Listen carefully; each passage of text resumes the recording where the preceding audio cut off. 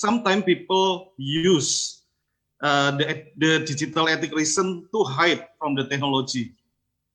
They try to make the technology so bad, so nobody wants to use and want to utilize to adapt. So we should carefully bring both of them in order to push the adaptation, because if we do not adapt, we will die. I think you're bringing up a really good point, and Pak Ridwan, it's wonderful to see you, by the way.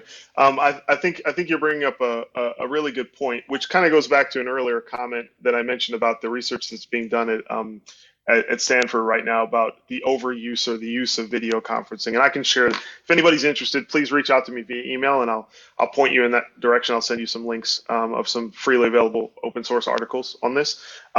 But that kind of brings together people in both camps, right? So there are people who are, happy to use this kind of technology as a medium for continuing on in the good work that all of us have to do in various areas. But there are also people, many of them technologists, who are saying, look, it's good to use these tools, and we don't want to, be bad at our engagement with these tools, but we also want to point out the very real point that the usage of these tools and the overuse of these tools is contributing to psychological and stress-related effects on people, and we need to study that and think about that too. And so yes, there's one side of let's use technology for everything, and then there's another side of let's be a little bit more cautious when we do this. Both are valid, both are academic, and I think it's important to bring both together so that we can think about what makes the most sense ethically in terms of the usage of our technology in the various contexts that we live and work in. Thank you. Okay, thank you. Ladies and gentlemen, unfortunately, the time is up for the first session. The discussion today brings us to a bigger and more important questions, such as how do we instill ethics in education? How to bridge the gap of the digital divide? We've heard about this digital divide for some time now.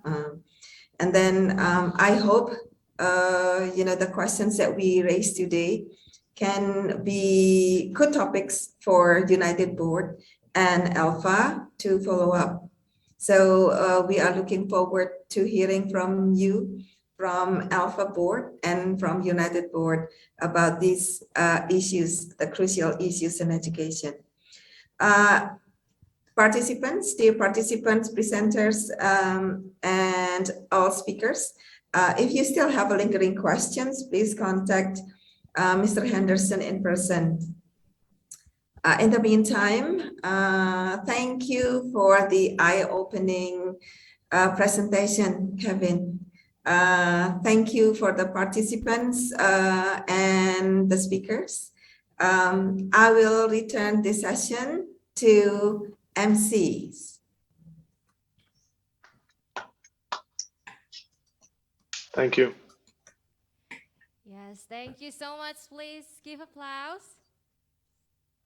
Okay, once again, thank you so much, and please give applause for Mr. Henderson and Dr. Cecilia. Thank you, Mr. Henderson, for your presentation on disruption in higher education. And Dr. Cecilia, you look very pretty and fresh. Thank you for managing the session as the moderator.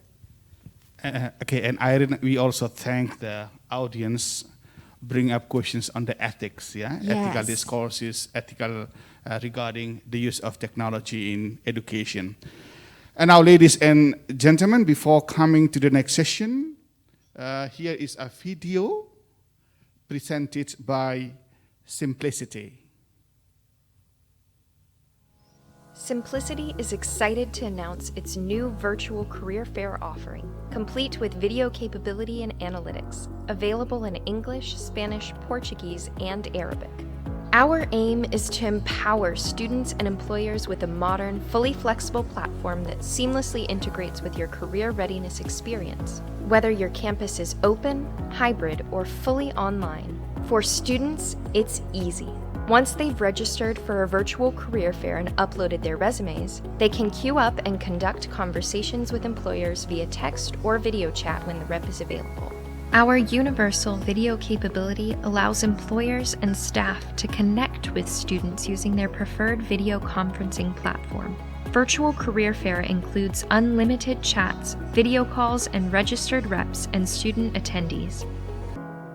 Simplicity is leveling the playing field of opportunity with unlimited registration, premium post-event analytics, and more ways for students and employers to build meaningful interactions in a virtual world. Some of the Virtual Career Fair features include first destination survey, single sign-on capability, and email analytics. Virtual Career Fair is available to all universities and colleges everywhere, even if the university is not a current Simplicity partner. Interested in learning more? Email info@simplicity.com. Career services shouldn't stop just because you're not on campus. Schedule a demo today.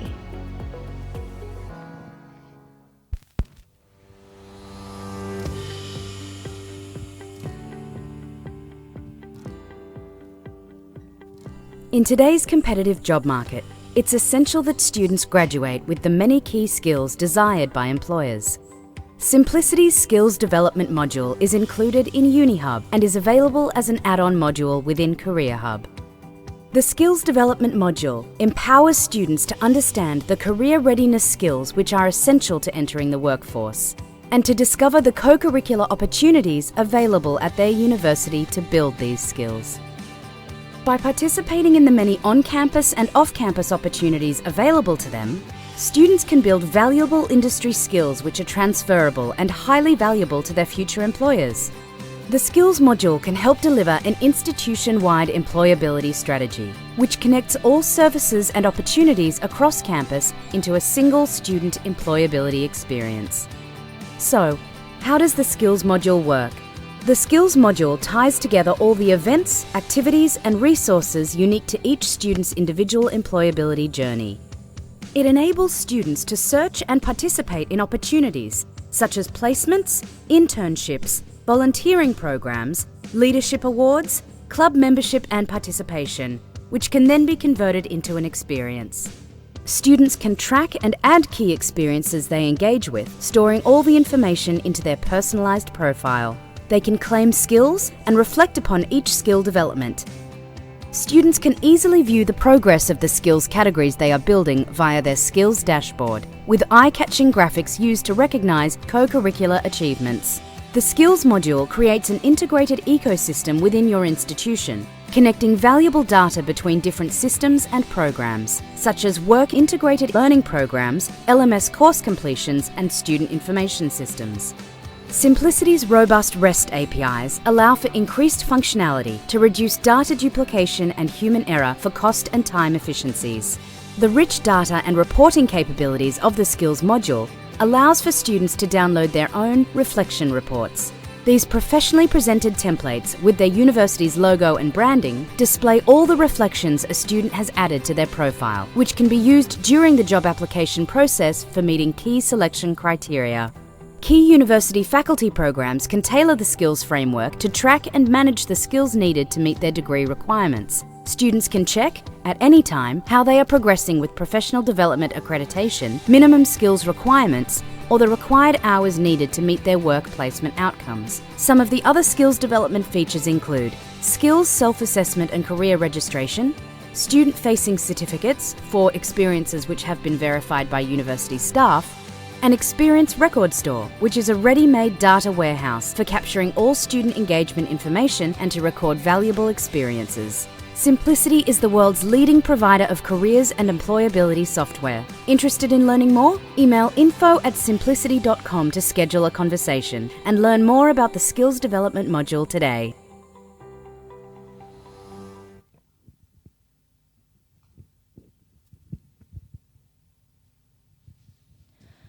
Ladies and gentlemen, up next is the first plenary session by Mr. Aaron Law, the Director of Universities Collaboration Assumption, University Thailand.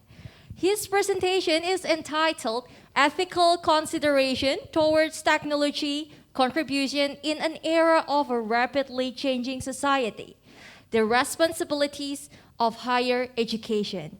And Dr. Cecilia will assist Mr. Law as the moderator. Dr. Cecilia, the screen is yours. Thank you.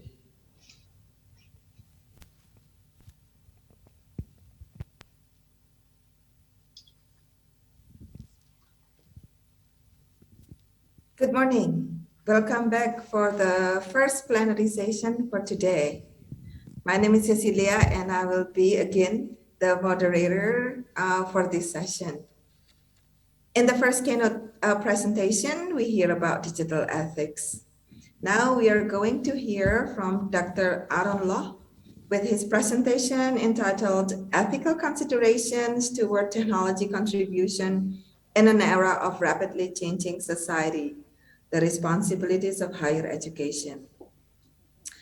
I will first introduce Dr. Law, the speaker for today's plenary session. Dr. Law is a senior faculty member at the Assumption University in Bangkok, Thailand. He pursued his study in United Kingdom. He is currently a faculty member in the Graduate School of Business and Advanced Technology Management. Dr. Law has extensive experiences in global marketing and business before he joined Assumption University as a lecturer, as a professor in Assumption University. Right now, he's dedicating himself to higher education, teaching, and learning. Good morning, Dr. Law. Thank you, Yes. Cecilia. The floor is yours. Thank you. I will need to have my slides. I don't know how. Okay, I need to share the slide.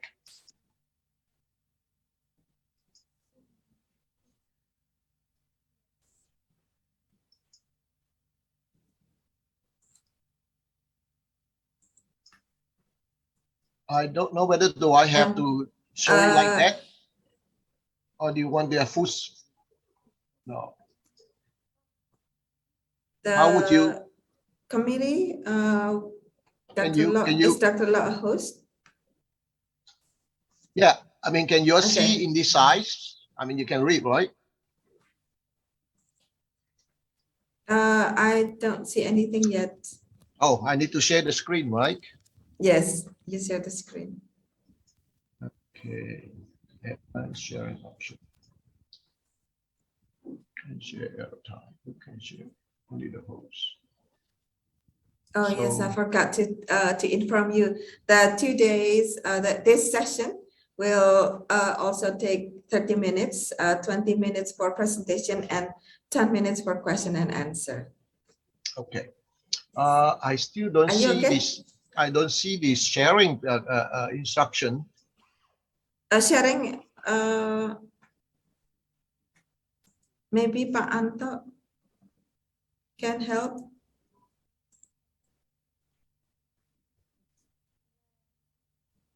I've got it outside the screen, but let's see.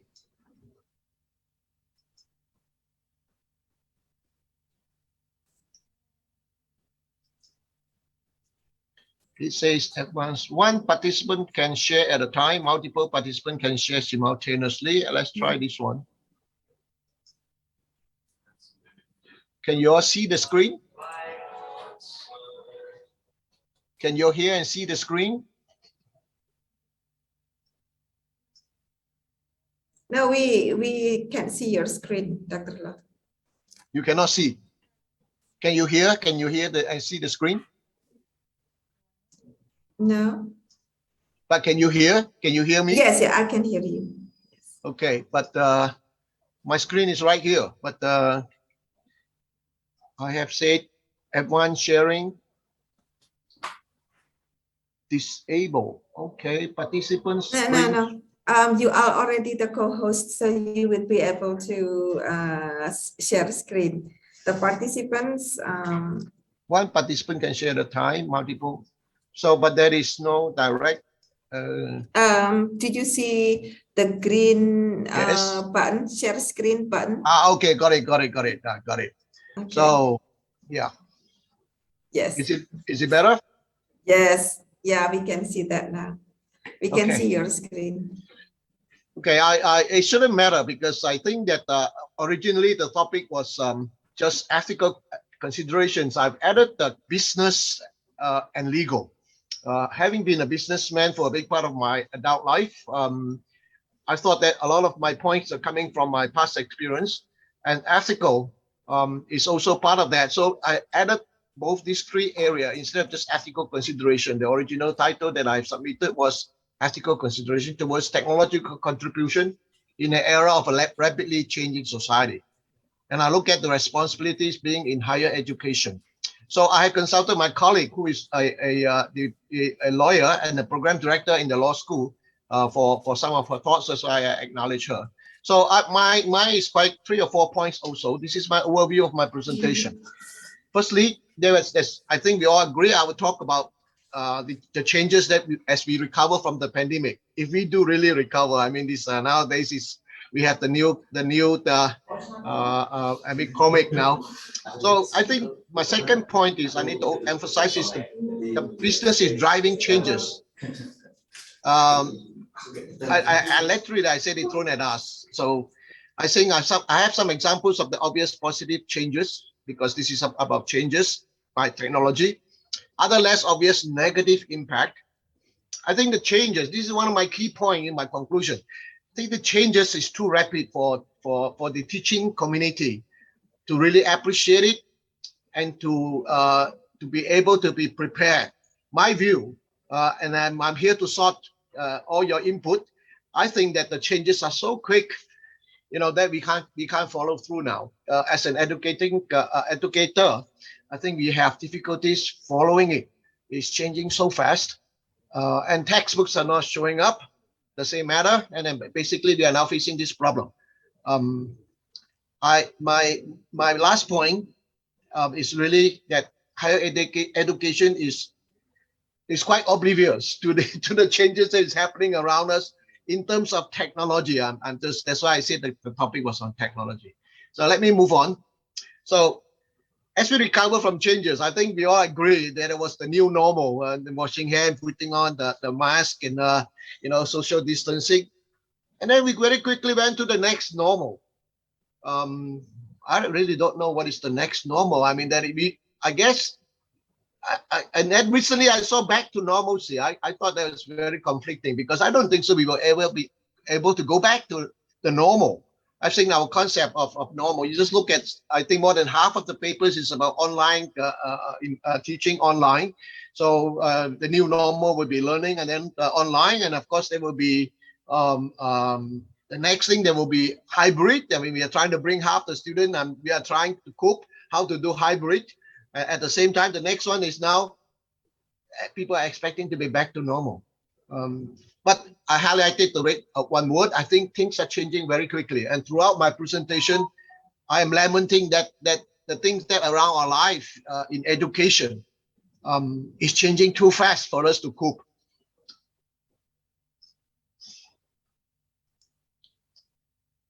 I've mentioned earlier, all these changes are business driven. I've been a businessman. Maybe I was very privileged. So having spent my younger days in the UK, getting my master's and doctoral degree, I came back and taught for 4 years in the Polytechnic, but I wasn't happy because they just throw me a textbook, and I have to teach things that I don't even, I know what is written conceptually, but I have never done any of those things. But I have to teach them from the textbook, and I wasn't happy at all. So I went out and worked for one Canadian company and 2 American companies, and the last one was my own company for about 30-40 years. And then in 2007, I retired and became a professor back where I am now. The last 15 years, I have been doing that. I was very privileged. I look back, I was able to look at what is needed in the industry. What are we producing going out for them to meet the requirement in working in the real world? So I in this particular simple slide, I say, look, the changes that you're talking about that is coming at us as we recover from the pandemic. I think we all expect it to the recovery. I mean, particularly in Thailand, and I'm not so sure in Semarang in Indonesia, but in Thailand, they are disregarding most things, and then since the last few days, since November, today's the last month, they have opened up. You just have to have your 2 jabs, you can come in. Basically because they are one of the major day-to-day business activity for the working class is the tourists. I mean, the tourists have to come. So I'm saying that there are many changes that's coming, but they are business driven. But that is when I highlighted thrown at us, we really have no choice. You just think about all the changes that is coming to us. Even the online learning, you think we have a choice? No choice. I mean, the kids cannot come to school, and then some business will have to design software. I think had it not been the pandemic, we wouldn't have seen the effective use of many LMS or Zoom or I have 2 separate learning software in China, which is I think one of them is that they use exclusively. They're not too happy using Zoom. They use the VOOV. I think that is Tencent's Hui belongs to Tencent, and then the other one is I forgot the other one, but I just have to click and I'm there. So there's lots of online learning, and I have majority of my students are from China, and they are online now, and we teach online with them. So these changes are coming to us. Now, as this refers to as we recover. So as we recover, I think the primary focus is on business survival. Business survival. My last webinar in Indonesia was about a topic on are we ready when we recover. I think many establishments, including higher education establishment, are not surviving, including where I am now. But I think we need to review our fees, for example. Somehow the enrollment, if we stay on the same tuition fees, and they are just not coming, more than half, or more than, I know we normally have 200 MBA students at our university every trimester, meaning that 1 year we run 3 times, and we graduate 600. I think we are quite happy we can get about 50 students a trimester nowadays. So I think there are lots of survival. Even my university, as I say, my last talk in Indonesia was business survival. And then of course, the survival, whilst on your own, you're trying to survive, and everybody else is also competing with you. So that's also the competition. And I don't think so we have a chance to think about growth. Having said that, growth is most important in business, but before the pandemic, I had difficulty teaching growth because students don't understand that they need to grow. But of course, as we recover from the pandemic, I think mostly we are talking about survival and concern about competition than to grow. That will be the next phase. In other words, if it is driven by business, it is profit above all. Even the education establishment, and that is not wrong. That is not wrong. I teach a subject called entrepreneurial. Why do people start business? Because they want profit. The main purpose is to achieve, the objective is to arrive at profit. I mean, there are good reasons because of the shareholders come out with the money and they need a return on investment. Why should they put it into this business that you are running? So at the end of the day, if you are a good business teacher, well, I come from a business school, and by the way, everything around us is on business. Without business, there is no economy. Without an economy, there is no life nowadays. So the business is running on profit, and that's where we are coming in. As we recover from the pandemic, we will be shocked by the changes that's coming, because let me see whether my next slide talks about that. No, because when we recover, these businesses are going to come back with a lot of new things, because this is the time for business to think again, to be the early movers of business, right? I mean, they will come out with new things. Just like if you want to compete, just like if you want to survive, have something new. That is even before the pandemic. Now, as we come back in, a lot of them are going to survive on new product, new services, and most of them, I think you can even imagine now, it will be using robots, using machine, simply because we have too many constraints with human being now. We have to get them tested for the ATK and all the PCR. And I think all the companies that serve the customers in the mall has to be informed that, hey, my staff are tested regularly. So that is not easy. So you find the new businesses changes is involved with robots, and there will be the shock that is not coming to us ethically or consequentially. I mean, the company needs to survive, and so basically they will then use machine. And for the last 1, 2, 3 years, we have already talked about, hey, one day the machines will take over all our job, every of our job, whatever we are doing, the machines can do. So that's what happened. And I think that is the first thing will be taken by surprise. I think a lot of people is going to go without job, and so that's the first consequence. I'm not sure. If you ask the businesses, did you think about the employees who's going to go without job? I'm not sure. They think about their survival. They'll think about their competitors. I have to survive first. Of course, they give a very good argument that, look, if I survive, I can have my workers back. But I think it's not so simple. This is something I mentioned in my last sentence. I said the universities are quite oblivious about the changes that is coming.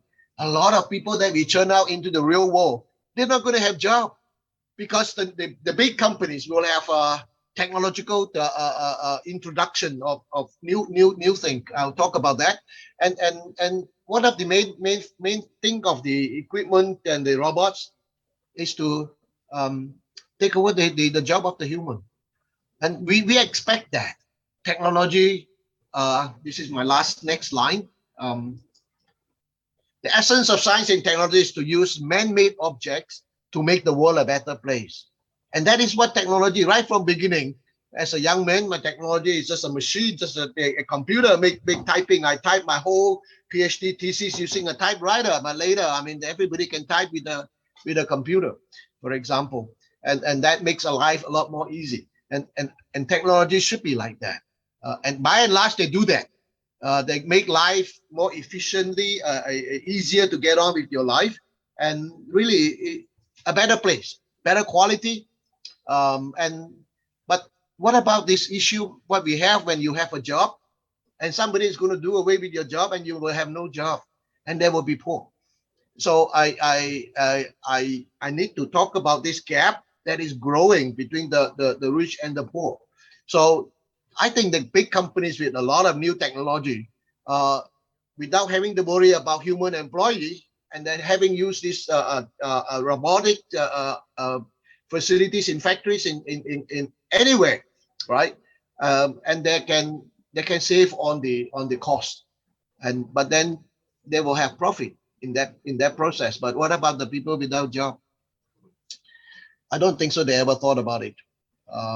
We have to think about it for them as a university. I'm very fortunate to be working at a Catholic university, and I think quite a few of you here are from a Catholic university, and we should, but unfortunately I'm not seeing the way that I think that we administration. I mean, for us to be really concerned about people not getting jobs, and if they have no job, they can't send the kids to us, and the kids can't come to us. All these things are all like a domino. We have a worse world. I thought that some of you may be looking at my topic, but I bought a book, and I'm happy to cut back to this book. This book is actually interesting. It is actually a Japanese book translated by the Taiwanese. It says 100 new technologies driving the world. Master the key industries in the next 10 years, you can win early. And this book was published in 2018. I teach in a graduate school of business and in advanced technology management. There is 100 already developed, ready to roll out in 2018. And I expect these things is going to come in.